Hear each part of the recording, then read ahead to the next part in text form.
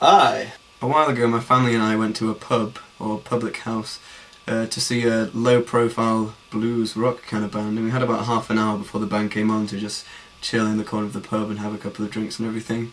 But on the table opposite us there were a few students, or 20-somethings, and they'd obviously had a couple of drinks. One of them in particular, I picked up that his nickname, or indeed real name perhaps, was Gumbo, and he was clearly the most drunk out of all of them, and he was sort of, "Fucking hell, away, mate, something, yeah, whoa, mate, fucking hell." And after a while I noticed that gradually more and more people had moved away from this corner of the pub because of the loudness of particularly that guy.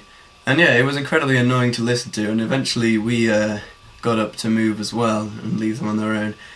But as we were walking past their table, I tapped Gumbo on the shoulder and I said in quite a patronising way, "We're moving over here now because you're being quite loud, okay? So we're moving over here." What? What's that, mate? What? So yeah, we sat down at the other end of the pub, and after a while this guy Gumbo, he got up from his table and he came over to where we were sitting now. And he seemed quite confused, probably because he was quite drunk. At first he was apologetic and saying things like, "No, I'm sorry, mate, sorry about that."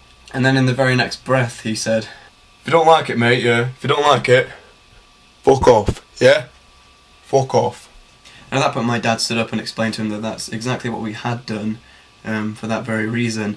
And the guy was really confused and kept switching between being angry at my dad and demanding that he should buy him a drink, and then being really apologetic and offering to buy my dad and all of us a drink. Eventually it was resolved and the guy sat down, but what I wondered is, when I tapped this guy on the shoulder and said that we were moving because of him and he was being too loud, was I thoughtlessly endangering myself and my family and other people in the pub? Or was I saying something that needed to be said? Or both?